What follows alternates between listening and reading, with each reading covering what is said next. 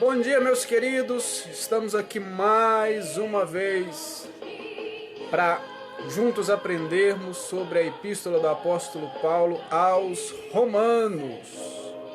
Hoje estaremos estudando o capítulo de número 2.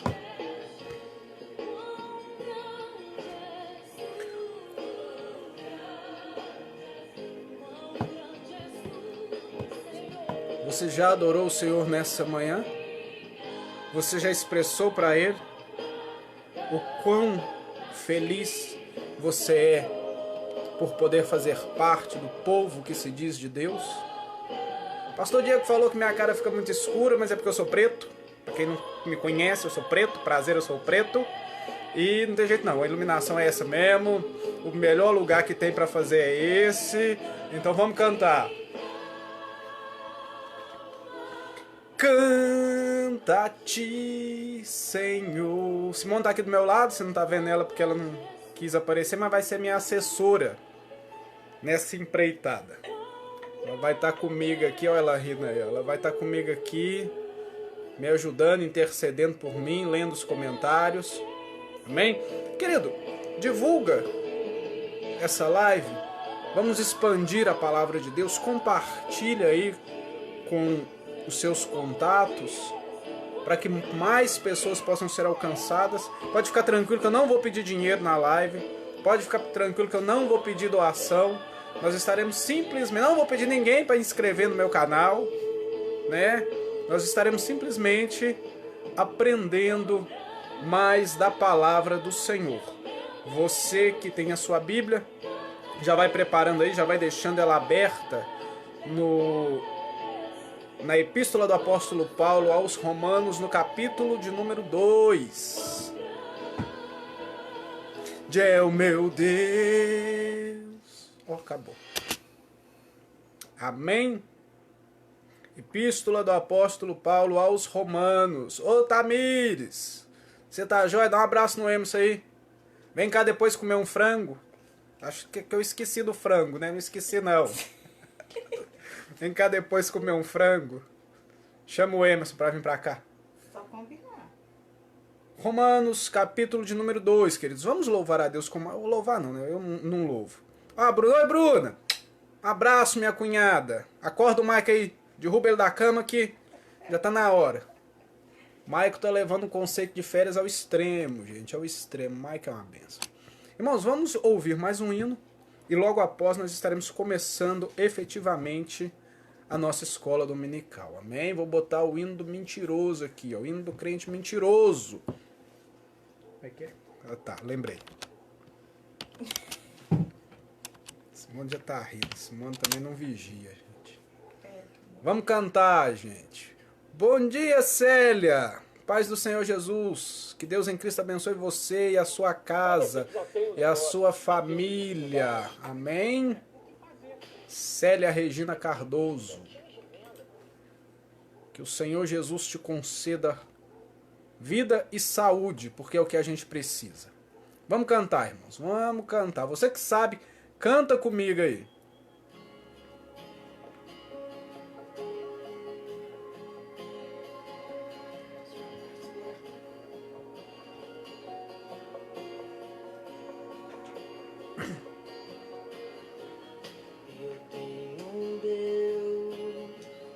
Que não vai deixar essa luta me matar, o desespero me tomar. Por mais pressão que seja a situação, o controle ainda está na palma de suas mãos. Eu tenho um Deus que não vai deixar essa luta me matar, o desespero me tomar. Por mais pressão que seja a situação, o controle está nas palmas da mão dele, querido. Você pode descansar tranquilo, amém? Você pode confiar. Ela vem pela manhã, eu creio.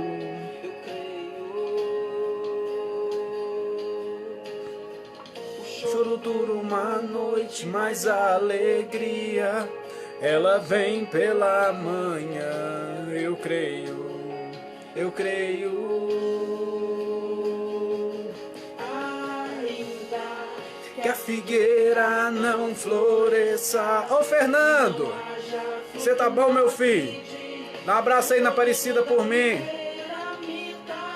Todavia me alegra. Mentira, irmão, não alegra. Como é que alegra na tribulação, irmãos? Me ajuda, me ensina a alegrar na tribulação, na dificuldade, na angústia. O máximo que a gente faz é não murmurar, é segurar para nós. Mas alegrar é só Jesus na causa, irmão. Mas vamos cantar. Que o produto da oliveira minta,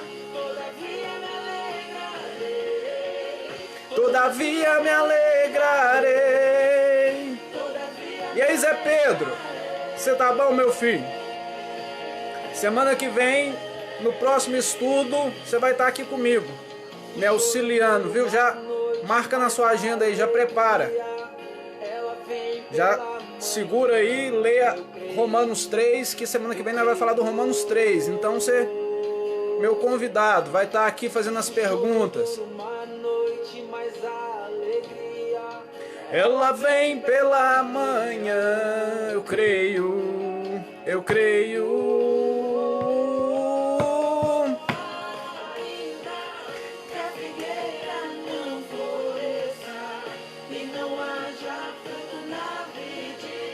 Que o produto da oliveira minta, todavia me alegrarei,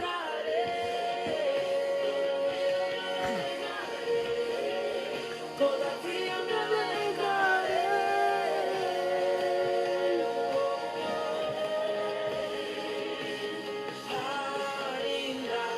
Que a figueira não floresça, que não haja fruto na vide, que o produto da oliveira minta. Glória a Deus, louvado seja o nome do Senhor. Queridos, curva a sua cabeça, vamos falar com Deus, estaremos dando início. Nossa Deus, esse cabelo, meu Jesus, que é isso? Estaremos dando início ao nosso estudo, amém? Estaremos dando início ao estudo do segundo capítulo da Epístola do Apóstolo Paulo aos Romanos. Curva a sua cabeça, estaremos orando nesse momento. Bondoso e querido Deus, que o Senhor possa guiar, ó Pai, nosso coração e o nosso entendimento. Abre, ó Senhor, a nossa mente para que nós possamos aprender mais do Senhor nessa manhã. Deus, e aquilo que nós aprendermos do Senhor, ó Pai, que nós possamos trazer para o nosso dia a dia.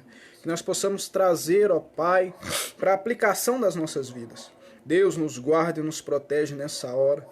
Visita, meu Pai, cada um dos irmãos, ó Deus, que estão ao vivo nessa live, cada um dos irmãos, ó Deus, que estão participando conosco, ó Pai, desse estudo, que o Teu Espírito possa guardá-los, que o Teu Espírito, ó Deus, possa estar enchendo o coração deles, ó Pai, com a Tua paz e com a Tua palavra nesse tempo de dificuldade. É o que nós oramos e te pedimos, em nome de Jesus Cristo. Amém e graças a Deus. Márcia Cunha, Deus te abençoe, minha querida, que Deus te dê um dia de paz e tranquilidade. E aí, Alisson, você tá bom, meu filho? Um abraço para você e para sua família. Queridos, na aula passada, nós concluímos o primeiro capítulo dos Romanos. Amém? Nós vimos a introdução da carta, nós vimos a apresentação do apóstolo Paulo. Falando nisso, deixa eu abrir aqui um parêntese, né? Que já teve um que me chamou no privado lá e falou: Robinho, você falou que Paulo não cita ninguém por nome, no final ele cita assim. Não foi isso que eu falei não, cabeçudo. Presta atenção na aula e no professor. Eu falei que na sua saudação ele não citava ninguém pelo nome. No final, quando ele despede, ele tem ali em Roma alguns amigos, alguns conhecidos, e ele cita esses amigos e conhecidos pelo nome. Mas no começo ali, na saudação, ele não o faz. Aí a gente viu que a ira de Deus, ela está derramada sobre os gentios. Por quê? Porque os gentios, mesmo tendo o conhecimento de Deus, mesmo tendo conhecido a Deus na revelação da natureza, o que acontece? Eles não glorificam a Deus, eles se tornam idólatras, eles criam para si ídolos e criam para si também. Benção, tia Flora, a senhora tá boa? Dá um abraço na Kena aí para mim, na Miriam. E dá a benção pro ti também. Mesmo eles tendo o conhecimento de Deus, eles criam para si ídolos e eles então criam para si as suas próprias regras, eles criam para si as suas próprias formas de viver e por isso eles são indesculpáveis. E a gente vai começar agora no capítulo de número 2, amém? Eu vou ler aqui até o versículo 6 e à medida que a gente for caminhando no capítulo, eu vou continuar lendo. Você que tem a sua Bíblia, leia comigo. Romanos, capítulo de número 2, do verso 1 ao verso 6. Portanto, és inesculpável quando julgas, ó homem, quem quer que seja, porque te condenas a ti mesmo naquilo que julgas a outro. Pois tu que julgas, fazes o mesmo. E bem sabemos que o juízo de Deus é segundo a verdade sobre os que tais coisas fazem.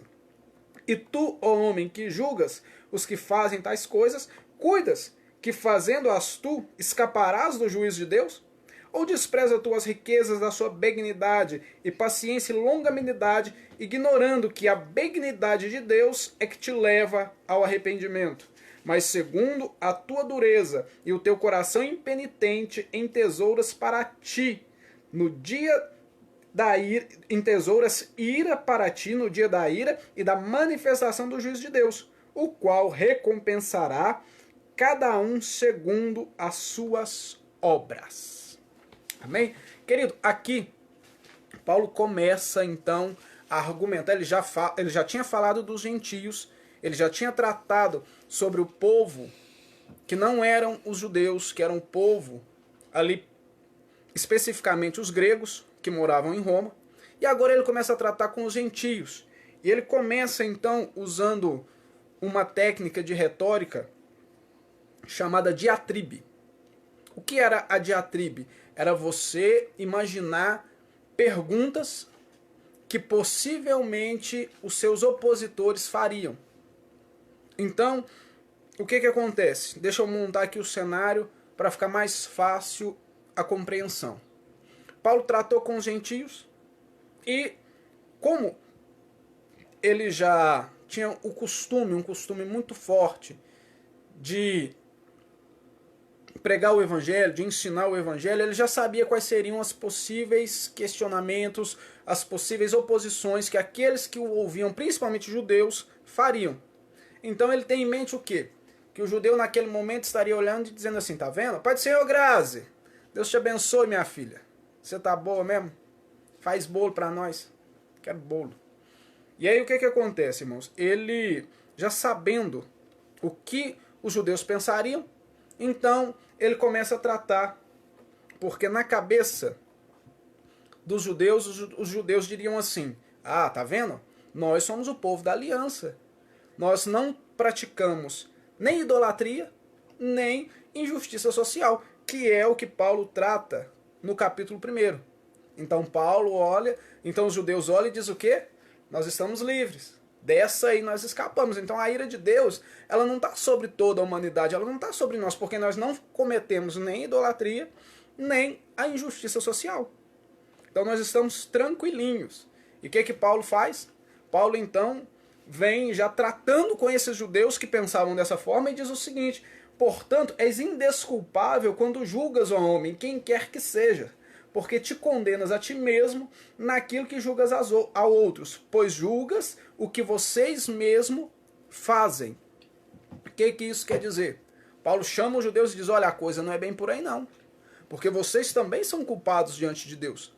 Vocês também estão lá, ó, culpados. A ira de Deus, ela também está sobre vocês. Por quê? Porque vocês, apesar de terem recebido aquilo que a gente chama de revelação especial, que é a revelação na Torá, na lei de Deus, a revelação dada por Moisés e passada por gerações de pais para filhos, vocês são culpados das mesmas coisas que os gentios.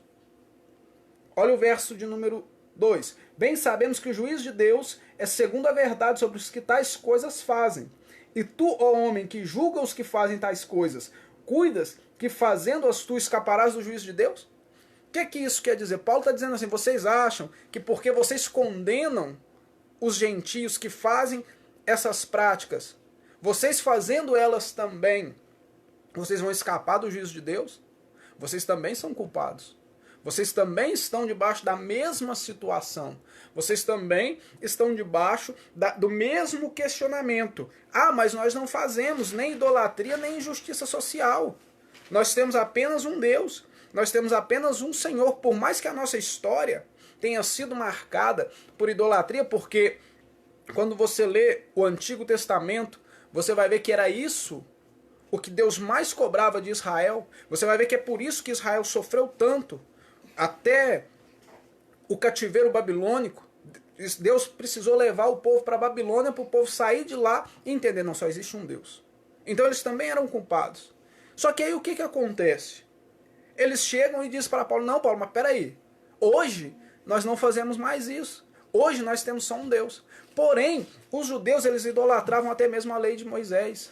Porque eles diziam assim, não, nós cumprimos a lei, então está tudo certo. Nós estamos diante da lei, então está tudo certo, a gente não faz mais. Isso foi passado. E Paulo então começa a tratar disso. Não, gente, não é bem por aí não. Ou você despreza a riqueza da sua benignidade, paciência e longanimidade, ignorando que é a bondade de Deus que te leva ao arrependimento. Paulo então diz assim, olha gente, vocês estão com essa vaidade aí à toa. Vocês estão com essa vaidade aí, mas na verdade vocês têm que entender que vocês também só estão do jeito que estão por causa da graça do Senhor. Se vocês estão de pé, é por causa da graça. Se vocês estão desse jeito, não é mérito de vocês. Não importa se vocês são judeus. Vocês estão assim porque Deus agiu com graça. Porque Deus trabalhou no coração de vocês. Porque Deus moveu. Foi Deus quem levou vocês a chegar no ponto que você está hoje. Deus precisou fazer tudo aquilo que aconteceu no Antigo Testamento, o cativeiro, as guerras, as lutas, a destruição do templo. Para quê? Para que hoje vocês estivessem desse jeito. Então, o que aconteceu? Vocês são, sim, indesculpáveis. E eu vou mostrar para vocês o porquê que vocês são indesculpáveis. Eu vou mostrar para vocês o porquê que vocês estão desse jeito. E lembra que na outra aula a gente tinha falado sobre os paralelismos que Paulo vinha trazendo no texto. O texto ele é muito rico e é um texto muito... e ele é cheio desse paralelismo. Judeus, gentios, carne, espírito, lei, graça. E o texto ele vai vindo, desenvolvendo com tudo isso. E o que acontece? A gente vai ler agora do verso de número 6 até o verso de número 11. E a gente vai ver que além dos judeus serem totalmente indesculpáveis, além dos judeus estarem na mesma situação de Israel, dos gentios, do resto da humanidade, Paulo agora começa a trazer o quê? Que Deus trata tanto os gentios como os judeus da mesma forma. E é interessante porque Paulo aqui agora, ele deixa um pouco a diatribe, guarda aí irmãos, escreve, ó, diatribe. Ele deixa um pouco a diatrize e agora ela... Ô Grazi, dá um like pra sua mãe aí também. Dá um abraço pra irmã Sônia. Deus abençoe a vida dela e dê a ela saúde e graça. Paulo deixa agora a diatribe e ele vai usar o que a gente chama de quiasmo. É quiasmo, viu? Passar fome, né? Quiabo não. Né? Já tá pensando já no frango, né? Ou frango com quiabo. Não, é quiasmo. Quiasmo. O que é quiasmo? Paulo vem trazendo, ele faz o quê? Uma declaração A, uma declaração B e uma declaração C. Depois, ele vem tratando a declaração C, depois a declaração B e depois a declaração A. Vamos ver como é que isso funciona na prática? Vamos ler aqui, ó, do verso 6 até o verso de número 11. O qual recompensará a cada um segundo as suas obras. A saber, vida eterna aos que com perseverança fazem o bem e procuram a glória, honra e incorrupção. Mas a indignação e a ira aos que são contenciosos, desobedientes à verdade e obedientes à iniquidade. Tribulação e angústia sobre toda a alma do homem que faz o mal, primeiramente do judeu e também do grego. Glória, porém, e honra e paz a qualquer que pratica o bem, primeiramente do judeu e também do grego, porque para com Deus não há acepção de pessoas. O que acontece então? Vejam a forma que o apóstolo Paulo ele vem desenvolvendo o seu argumento, da forma que o apóstolo Paulo vem desenvolvendo o seu pensamento. Ele vem trazendo o quê? No verso de número 6, o qual recompensará cada um segundo as suas obras, a saber. Esse é o ponto A do nosso quiasmo. Ponto B, a vida eterna aos que com perseverança em fazer o bem procuram glória, honra e incorrupção. E o ponto C, mais indignação e ira aos que são contendenciosos, desobedientes à verdade e obedientes à iniquidade. Então esse é o ponto C. Aí o que acontece? No verso de número 9, ele traz o quê?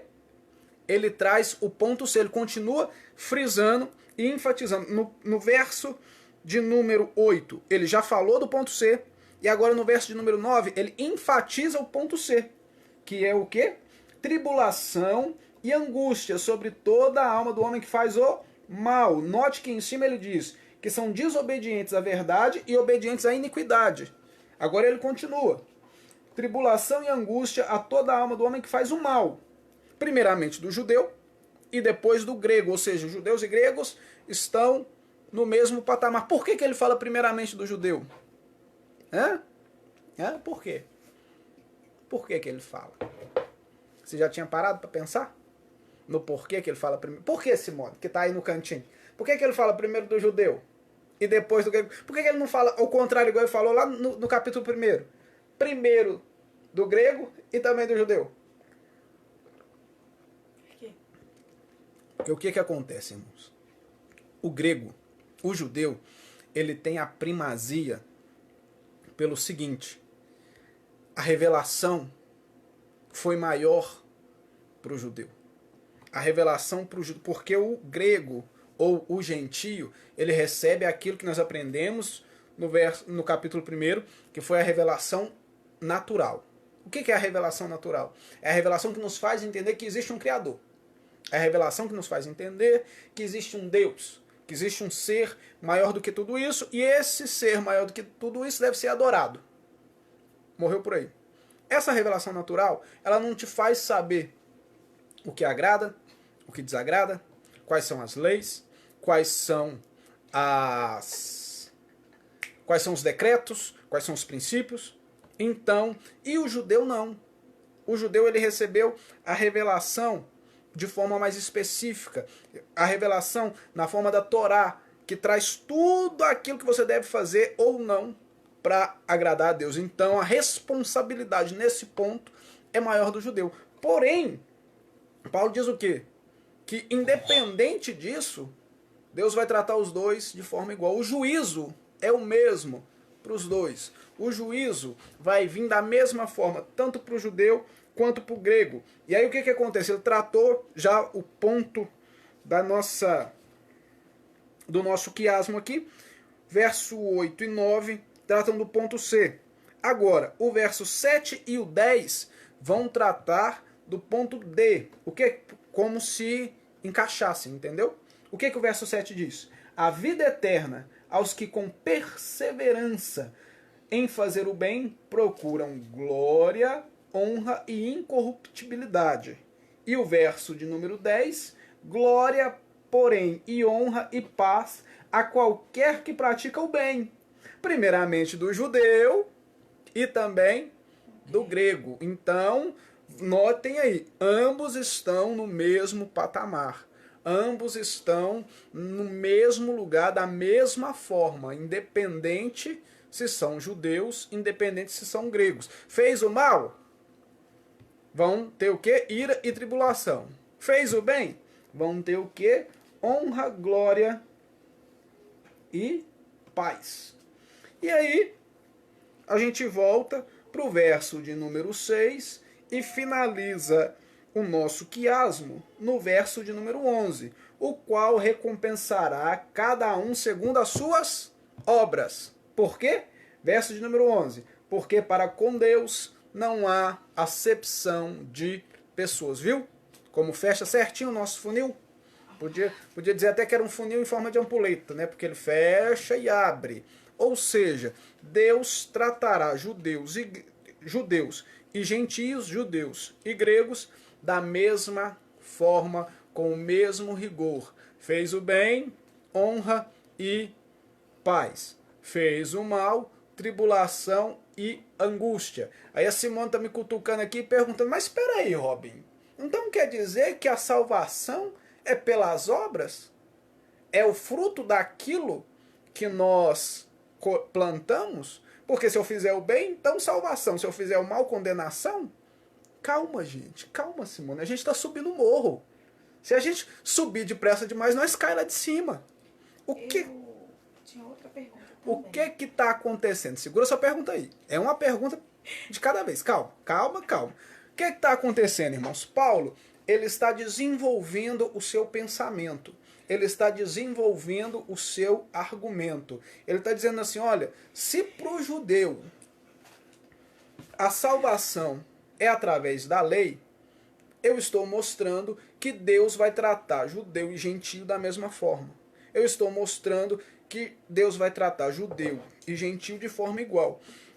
Dá o parecer que ele está falando a respeito de uma salvação por meio de obra. Porém, a gente vai chegar no capítulo de número 3, e quando a gente chegar no capítulo de número 3, a gente vai ver que Paulo vai dizer assim, olha, todo mundo fracassou, porque não há ninguém que faça o bem o tempo todo.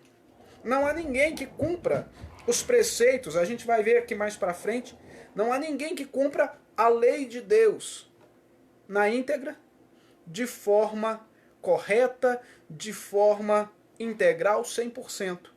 Então, Paulo está fazendo o quê? Ele está trazendo o seu argumento e mostrando que Deus trata todos de forma igual. Né? Recompensará, versículo 6, recompensará cada um segundo as suas obras. Versículo de número 11, porque para Deus não há acepção de pessoas.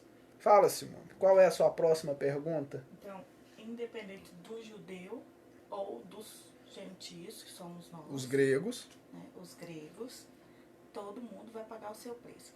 Mas na hora da promessa, lá no início, Jesus não ia vir? Não era para esses aí?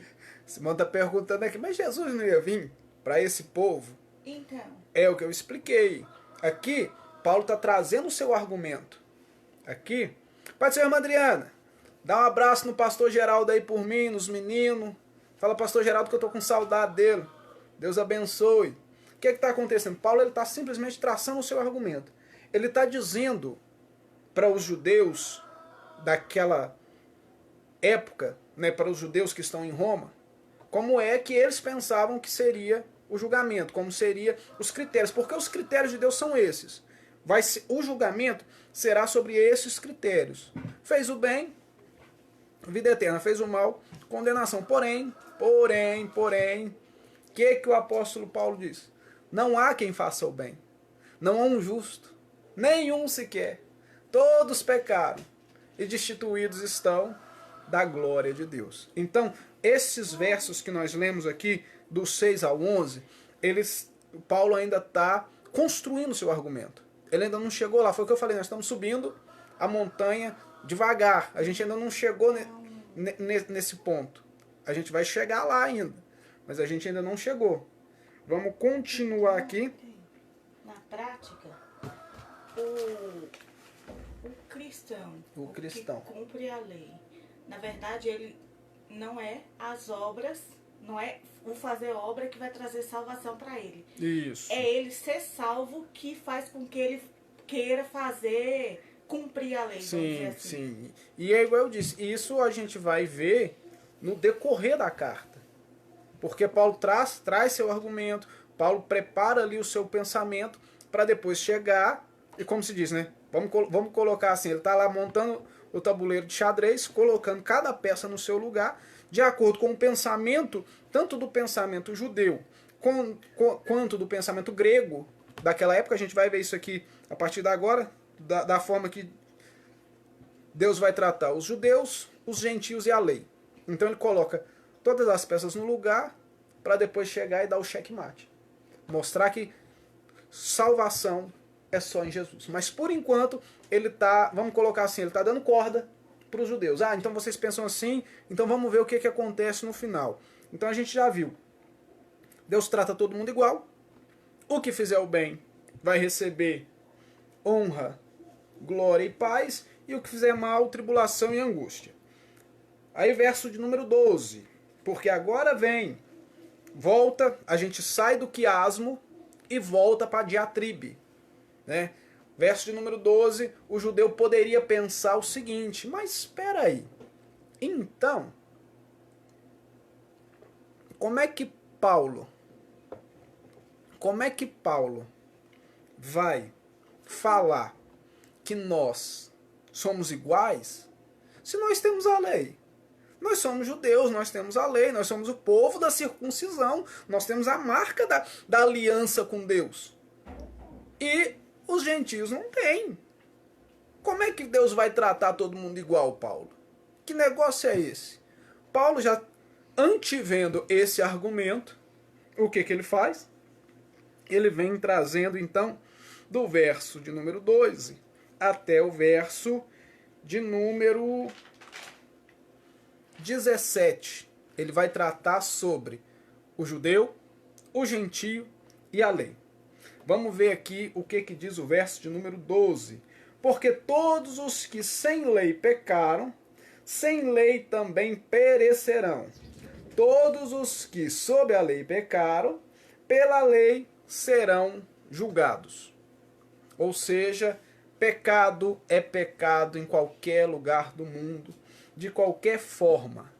Se você pecou sem conhecimento da lei, a sua consciência te acusa que você pecou e você é culpado. Você não pode se desculpar por dizer assim, eu não conhecia a lei, eu não sabia da lei. Não, querido, existe sim a revelação natural que te mostra, que te faz entender o que é certo e o que é errado, e a gente vai seguir nisso aí, pra você não falar pra mim assim, né? Já tá até digitando aí, né? Pode parar de digitar. Mas a Bíblia diz que Deus não leva em conta o tempo da ignorância. Aí a minha pergunta que eu faço para você que está digitando aí é o seguinte: será que somos realmente ignorantes? Será que podemos nos desculpar e nos colocar por excusado, dizendo assim, nós somos ignorantes? Olha o que diz. Porque os que ouvem a lei não são justos diante de Deus, mas os que praticam a lei hão de ser justificados. O que acontece? Paulo então diz assim, olha gente, vocês sabem muito bem que a questão da lei e a justiça que provém da lei não é a justiça daquele que conhece a lei, não é a justiça daquele que já ouviu falar da lei, não é a justiça daquele que entendeu a lei. Para ser justificado pela lei, tem que se cumprir a lei, tem que se andar nos preceitos da lei. E o que Tiago diz? Se alguém tropeça num ponto da lei, é culpado pela lei inteira. Então o argumento de Paulo é esse. O que Paulo vem trazendo é isso, é que pela lei é impossível de ser salvo. E outra coisa, não é porque você não conheceu a lei mosaica, porque aqui quando diz lei, Paulo está dizendo da Torá, Paulo está dizendo da lei mosaica, Paulo está dizendo da lei que foi entregue a Moisés. Então não adianta você dizer assim, eu não conhecia, então eu sou inocente. Não, quem pecou sem a Torá é culpado. E quem pecou com a Torá, independente de conhecer a Torá ou não, também é culpado.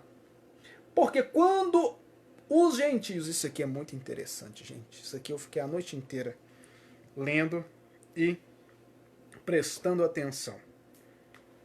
Quando os gentios que não têm lei, aqui a gente volta de novo para o quiasmo, a gente volta lá para aquele paralelismo que Paulo faz. Vamos ver aqui, ó. Quando os gentios que não têm lei, grava aí, não têm lei, fazem naturalmente as coisas que são da lei, não tendo eles lei, viu? Ponto A, não tem lei. Ponto A de novo, não tendo eles lei. Ponto B, fazem naturalmente as coisas que são da lei. Ponto B de novo, para si mesmos são a lei. Então, o que acontece aqui, queridos? E é uma coisa que eu pesquisei e tive que olhar a fonte porque eu nem sabia. Descobri essa madrugada. Os judeus, eles acreditavam que os gentios também tinham uma aliança com Deus que tinha sido feita em Noé. Que lá, quando Deus manda o dilúvio, então Deus faz uma aliança com toda a humanidade. E aqueles que praticam as obras da lei narrada em Noé são justificados. E aí agora o que Paulo faz? Paulo traz agora a explicação dizendo assim, sabe aqueles gentios? E aqui, queridos, nossa, aqui entra um ponto que se a gente fosse falar ia dar pano para manga. O que acontece? Paulo entra num ponto dizendo assim, tem gentio que não conhece a lei, e não conhecendo ele a lei, mesmo assim, ele prossegue, ou ele se porta, ou ele se comporta de forma que condiz com a lei. Então, ele não tendo lei, ele age conforme a lei e passa então a servir de lei para ele mesmo. E aí aqui a gente continua, que é o verso de número 15. Os quais mostram a obra da lei escrita nos seus corações, testificam a sua consciência e os seus pensamentos, quer acusando-os, quer defendendo-os. O que isso quer dizer? Volta lá na consciência, né? Volta lá naquilo que já é inerente ao ser humano, que seriam o quê? As obras da lei gravadas no seu coração. Todo mundo, isso aí é uma coisa que todo mundo tem, que é aquele preceito de certo e errado, aquele conceito de certo ou errado. Todo mundo, toda comunidade, em qualquer lugar que seja, qualquer ser humano que já tem a razão, qualquer ser humano que já tem a sua consciência formada, sabe que o assassinato é errado. Sabe que não se pode matar. Sabe que cometer assassinato é errado. Aí talvez você que está aí pode dizer assim, não, Robin, peraí, na época do Hitler, por exemplo, que matavam os judeus, eles não achavam que matar judeu era errado. Porém, não é assim que a nossa consciência funciona. E não é assim que Deus vai colocar os seus critérios. Os soldados de Hitler poderiam até matar judeu com prazer. Poderiam até matar judeu achando que estava fazendo certo. Porém, eles tinham armas para se defenderem de serem assassinados. Ou seja, a lei e a consciência, ela funciona da seguinte forma. Não é com aquilo que nós fazemos com os outros, mas é daquilo que nós queremos ou não que se faça conosco. Não, peraí, eu tenho a arma aqui porque senão eles vêm e me matam. Todo mundo sabe que a traição é errada. Todo mundo sabe, as pessoas traem, mas não querem ser traídas. As pessoas mentem, mas não querem que mintam para eles. Então esse é o critério da lei. Entendeu? Ah, você mentia, mas você sabia que mentir era errado. Ah, você matava, mas você sabia que matar era errado. Porque senão você não ficaria chateado, frustrado, com raiva, quando mentiam para você, quando matavam algum parente seu ou um amigo seu, ou quando traíram. Então, no nosso subconsciente, mesmo aqueles que não conheciam a lei, já tinham a lei dentro de si. Isso mesmo. E na época, o que acontece? O estoicismo era muito forte, né? A filosofia estoica, ela era muito forte no meio greco-romano. Então, e o estoicismo ensinava isso, né? Não faça com os outros que você não quer que faça com você. E na cultura romana existia ali o mesmo pensamento, que foi o que eu expliquei, que era que a lei tinha, na cultura judaica, perdão, tinha o mesmo pensamento, que era o quê?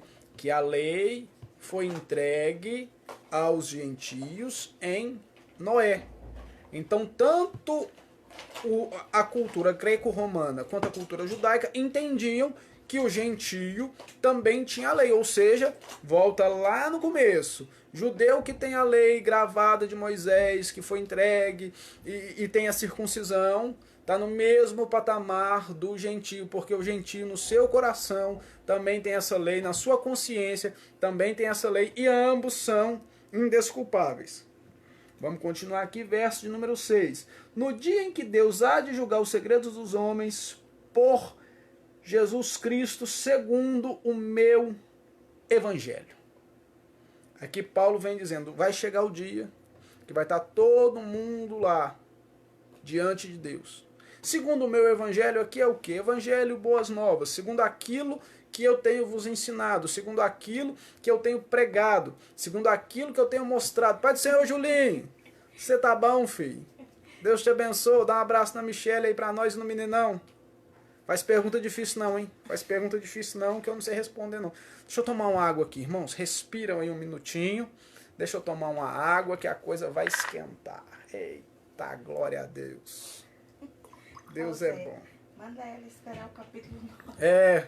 Vou mandar, Zé. Espera o capítulo 9, Simone. Respira. Calma aí.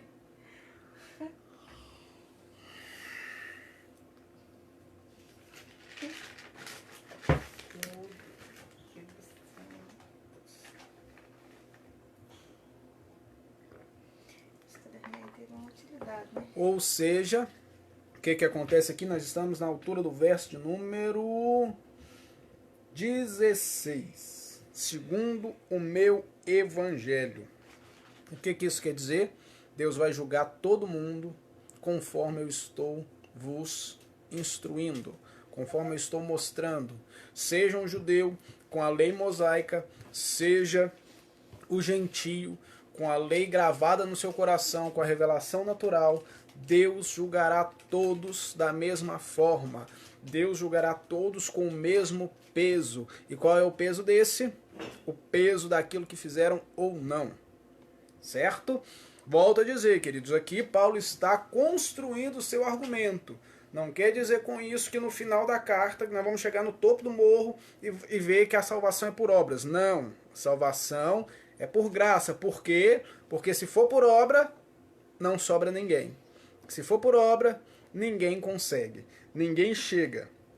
Agora, Paulo volta a tratar em cima dos judeus, de novo, bater agora só no judeu, mostrando que o judeu não cumpre a lei.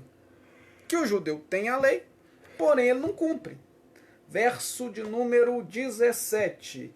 Eis que tu que tens por sobrenome judeu, que repousa na lei, e te glorias em Deus, e sabes a sua vontade, e aprovas as coisas excelentes, sendo instruído por lei, e confia que és guia de cego, luz dos que estão em trevas, instrutor dos nércios, mestre de crianças, e tens a forma da ciência da verdade na lei. Tu, pois, que ensina o outro, não te ensina a si mesmo? Você que sabe, que conhece, que tem, que diz, eu sou o farol que brilha à noite. Eu sou aquele que mostra o caminho. Eu sou o instrutor. Não, nós temos a revelação. Foi para nós que veio. Nós somos o povo a quem Deus escolheu. Vocês ensinam os outros? E por que vocês não fazem? Por que vocês não cumprem aquilo que vocês ensinam? Por que vocês não cumprem aquilo que vocês dizem que é o certo? Vocês sabem o que é o certo. Vocês conhecem. Menino, marca isso, mano, que isso não é uma pregação. Faz o que eu mando. Né? Faça o que eu falo, mas não o que eu faço. E Deus, e Paulo fala, e Deus vai pegar vocês, hein? Deus está vendo isso aí. No dia do juízo, isso aí vai ser complicado. Não, mas nós não somos idólatras. Mas nós não praticamos injustiça social. E olha o que diz. Pois tu que ensinas aos outros, não ensina a ti mesmo? Tu que pregas que não deve furtar, furtas?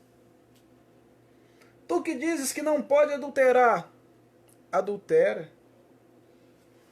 Tu que abominas os ídolos, lhes rouba o templo. Tu que glorias na lei, desonra a Deus, transgredindo a lei. Ou seja, conhecer a lei não vale de nada. Falar que é judeu não resolve nada. Não te deixa impune, porque você tem consciência do que você faz. Você conhece a lei, porém você não cumpre a lei. Você conhece a lei, você sabe o que é o certo, você sabe o que é o errado, mas vocês continuam fazendo o errado. Então, volto a dizer, judeu, gentio, mesmo patamar. Estão do mesmo jeito, estão no mesmo barco e o barco está afundando. E a condenação é certa. Você sabe se o seu vídeo aí tá público? Não sei. A condenação vem para todos. E aí o que acontece? Vamos seguir aqui. Simone está perguntando se meu vídeo está público ou o que, Simone? Privado. Privado. Eu não sei, irmãos. Responde aí, Júlio. A Kézia tá perguntando. É porque eles lá na sala de vídeo não conseguem compartilhar, entendeu? Ah, tá. Isso quer que eu coloque para compartilhar? Não sei, gente. Eu não Clica na tela aí. entendo disso não, meu Deus. Aí tá vendo? Vai parar meu argumento aqui. Ficou preto. Não, parece que não tem nada não. Não sei não, gente. Como é que tá aí? Me ajuda aí, Júlio. Não. Ficou escuro e não deu, foi nada. Vamos seguir, gente. Vamos seguir. Vamos seguir. Depois nós compartilha e os irmãos mandam. Onde eu estou aí? Ah, tá. É porque as suas publicações só vê seus amigos. Eu vou ver se eu Isso. consigo entrar aqui. Minhas publicações são meus amigos. Eu sou uma pessoa restrita. Aí, ficou tudo preto na minha cara. Agora ficou pior ainda. Tá bom. Simone mandou eu mexer aqui, tá vendo? Tem que fazer. Não, tá normal. Tem que fazer sem ninguém mesmo. Cadê? Vamos seguir a vida aqui. Onde eu estava. Verso de número 24. Porque, como está escrito, o nome de Deus é blasfemado entre os gentios por vossa causa. O que isso quer dizer? Os judeus estavam lá, dizendo que era o povo escolhido por Deus. Aí o Júlio falou que tá público, ó. Tá para compartilhar. Mas Simone me explicou aqui, Júlio, é porque é só meus amigos que pode ver. Depois eu vou mudar as configurações aqui, domingo que vem nós coloca para todo mundo, né? Mas minha cara ficou escura. Mas não tem jeito de me orar não, gente, é isso mesmo. O Diego falou para eu colocar uma lanterna na minha cara aqui, mas não deu certo não. E aí o que acontece? Os judeus então estavam lá batendo no peito e falando que nós somos o povo de Deus. Mas não condizia, os atos deles não condiziam com aquilo que eles viviam, né? Com aquilo que eles falavam. Ah, nós somos o povo de Deus, nós somos o povo separado, nós somos o povo que não come carne de porco, nós somos o povo que não trabalha no sábado, nós somos o povo que temos a lei. E os gregos, ou os gentios, riam e diziam, né? Ah, você fala que não pode fazer, mas faz. Você prega que é diferente, mas convive igual nós mesmos. E aí Paulo dá um chabu no povo e diz o seguinte, pera aí, irmão, deixa eu colocar uma senha aqui. Mas tá vendo? Você podia não ter me chamado, vim só pra te buzinar no seu... Tá vendo? Desse jeito. Aí, não é. Se não for, não tem nada não. No próximo a gente vê. Vamos, não vai dar não, eu não sei isso aqui. E vamos seguir. Vida que segue. Aí o que acontece? Aí Paulo, ô Gabriel, Você tá bom, meu filho? Que Deus te abençoe, te guarde, te proteja. Um cheiro. E aí, Paulo vem dar um chabu e diz assim, pois é, o nome do Senhor é blasfemado entre os gentios por vossa causa. Será que hoje a coisa mudou? Será que hoje aqueles que dizem ser o povo da aliança, aqueles que dizem ter o conhecimento de Deus, aqueles que dizem que conhecem ao Senhor, a vida deles condiz com aquilo que eles ensinam? A vida deles condiz com aquilo que eles pregam? Vamos contextualizar, vamos trazer para o dia de hoje, vamos trazer a aplicação, a interpretação, nós já temos. Agora vamos trazer a aplicação. Será que hoje o povo de Deus tem caminhado nessa terra como povo de Deus? Será que hoje o povo de Deus tem caminhado nessa terra de forma que aqueles que os olhem queiram ter aquilo que eles têm? Queiram viver da forma que eles vivem? Será que hoje o povo que se diz povo da aliança, o povo que se diz ter comunhão com Deus, ter conhecimento de Deus, ter vida com Deus, condiz com seus atos, com as suas palavras? Ou será que está igual o povo de Israel, que só fala, que só diz que só se gloria no conhecimento, mas os atos levam à blasfêmia do nome do Senhor? Porquanto está escrito, o nome de Deus é blasfemado entre os gentios por causa de vós. Vamos seguir. Vamos continuar. Sem te cortar aí. Então, os gentios erravam porque eles ouviam dos judeus e praticavam aquilo. Não, os judeus falavam que era povo de Deus, porém vivia igual os gentios. E aí os gentios olhavam e diziam, não, é o que acontece hoje. Esse Deus seu eu não quero.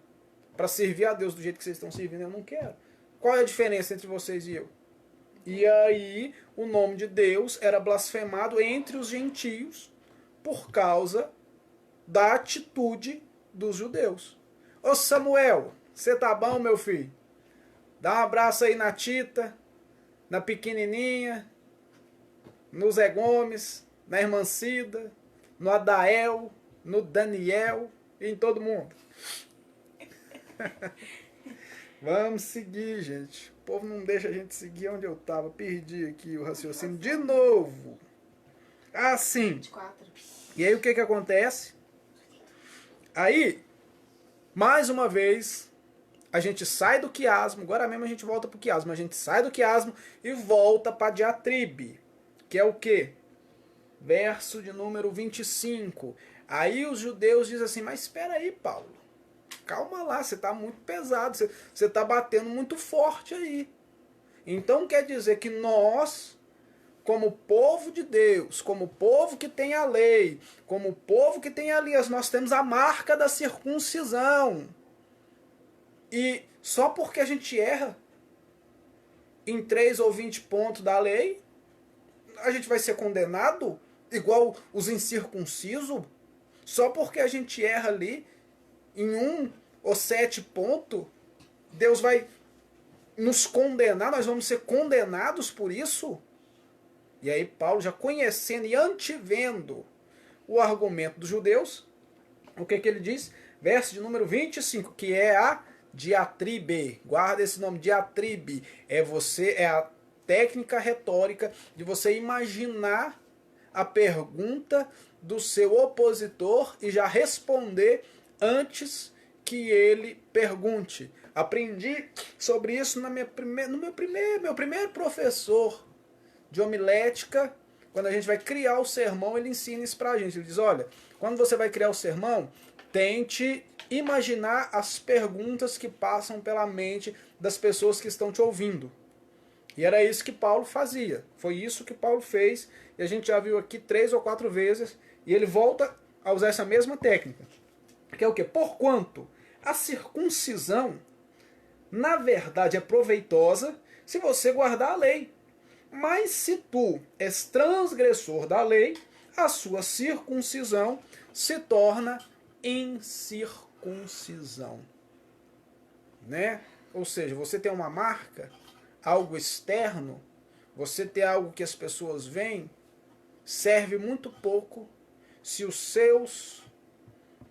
a sua forma de viver, se os seus atos, se as suas atitudes não condiz com aquilo que você mostra.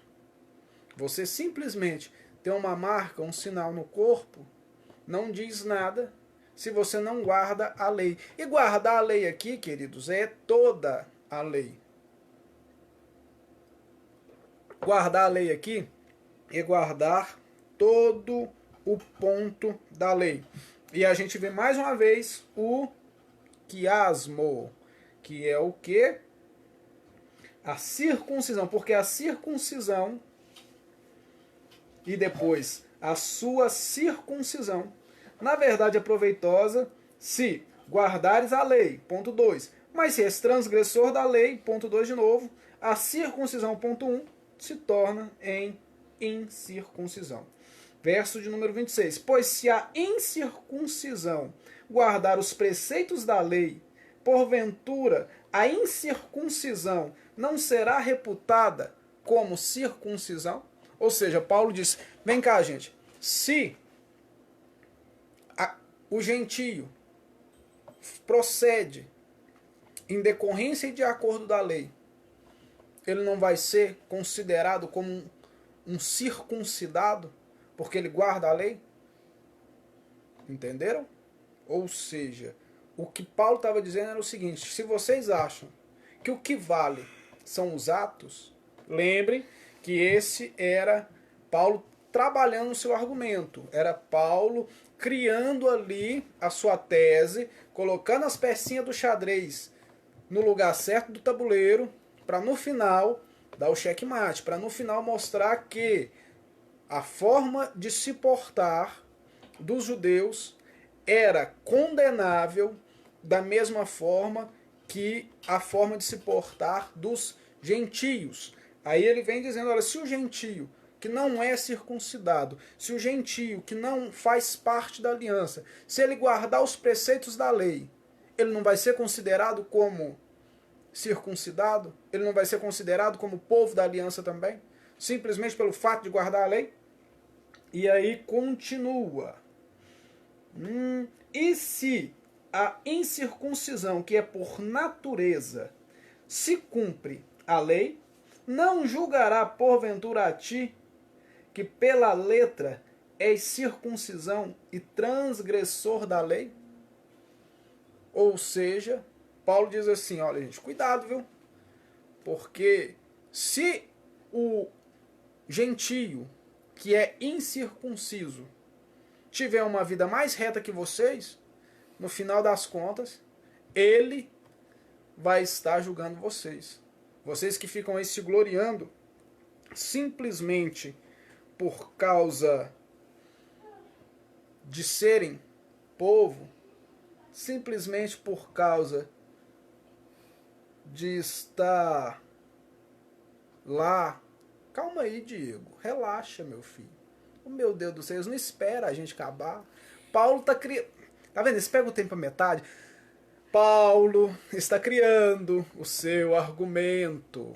Paulo está trabalhando o seu argumento. Por quê? Porque os judeus acreditavam que já só por serem parte do povo, só por serem parte da aliança, eles não sofriam a ira de Deus, assim como os gentios. E o que Paulo faz no capítulo 2 inteirinho? Paulo mostra, olha, vocês erram da mesma forma que os gentios. Vocês também erram, vocês não cumprem a lei. Vocês não estão debaixo da lei. Vocês estão debaixo da lei, mas vocês não estão isentos por simplesmente conhecerem a lei. Vocês têm que praticar e vocês não praticam. E aí ele vai continuando. Se você voltar lá no começo da aula, você vai entender. E aí o que a gente já está terminando. E aí o que acontece? Aí Paulo diz assim, se o judeu não praticar e o incircunciso, que é o gentio, praticar, o que que acontece? O gentio vai te julgar, porque o gentio cumpriu e você não. Porém, irmãos, porém, capítulo 3, segura aí, Diego, segura, nós está subindo, você vai cair do morro. Já não basta eu ter caído? Você vai cair do morro. Simone, eu já tive que arrastar a Simone lá de trás. Vem cá, Simone. Agora veio o Diego também. Oh, Jesus. Segura, Diego, meu pastor amado e querido. Pai do Senhor Stephanie. Deus te abençoe, minha querida. Dá um abraço no Cristiano e nos meninos aí pra nós. Deus te guarde e te abençoe. E então, o que que acontece? Onde a gente estava... lá no gentio que ia julgar o judeu. Por quê? Vamos lá. Porque não é judeu o que é exteriormente, e nem circuncisão a que é exteriormente na carne, mas é judeu o que é no interior, e circuncisão a que é do coração, no espírito, não na letra, cujo louvor não provém dos homens, mas de Deus. E aí Paulo termina o capítulo dizendo o quê? Olha, gente, não é porque vocês têm um sobrenome, não é porque vocês têm uma descendência, não é porque vocês fazem um ou outro ritual que vocês têm que dizer que são judeus ou que são circuncisos. Não é isso que Moisés ensinou. Porque lá atrás, no Antigo Testamento, né, o Diego falou aí a respeito da lei, que só se cumpre a lei em Cristo. Lá no Antigo Testamento, o que que acontece? Tá vendo? A gente tem tudo planejadinho, aí muda, o pensamento vai. Moisés já tinha falado, gente, vocês têm que circuncidar é o coração. Vocês têm que circuncidar é o coração. Todo o rito, toda a lei já apontava para a graça de Deus. Né? O dia da expiação já era o prefácio, vamos colocar assim, ou o preâmbulo, ou o anúncio do quê? Da graça de Deus. Por quê? Porque pegava-se o quê? Um cordeiro, que não tinha nada a ver com o peixe, não foi o cordeiro que pecou. E o cordeiro era sacrificado para que o pecado do povo, que povo? Que cumpria a lei, fosse expiado. Ô mãe! O almoço tá pronto? Tô indo, hein? Tô chegando para almoçar. Né? Frango com quiabo. Frango com quiasmo. E aí, o pecado era expiado através do quê? Através do cordeiro, que era morto no dia da expiação. Então Paulo fecha o capítulo de número 20, o capítulo de número 2, no verso 29, dizendo assim, olha gente, vocês têm que entender que se não for a graça de Deus, que se não for a misericórdia de Deus, que se não for o amor de Deus, independente de judeu, independente de grego, independente de circuncisão ou incircuncisão, todos estão no mesmo barco, todos estão da mesma forma. O homem é indesculpável. Por quê?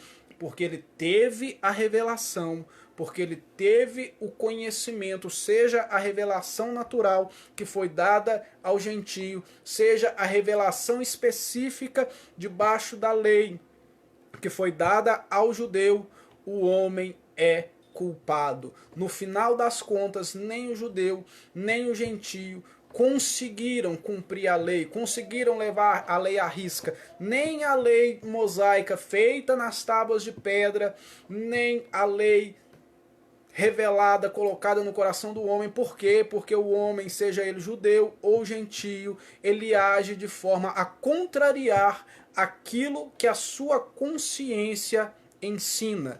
Oi, Vani! Bom dia, minha querida. Um abraço para você, que Deus em Cristo te abençoe poderosamente. Então, Paulo vem dizendo assim, tá todo mundo igual. E aí no verso de número Aí no capítulo de número 3, que a gente vai estudar semana que vem, se o Senhor assim nos permitir, a gente vai entender. Que aí o que acontece? Paulo volta a tratar com o judeu. Porque no final das contas, né, Paulo chega e o judeu, coitado, fica lá desiludido, triste. E Paulo vem já entendendo, voltando a trabalhar com a diatribe. Paulo vem dizendo o quê? Vou dar só uma palhinha do capítulo de número 3, verso 1. Qual é, pois, a vantagem do judeu? E qual a utilidade da circuncisão?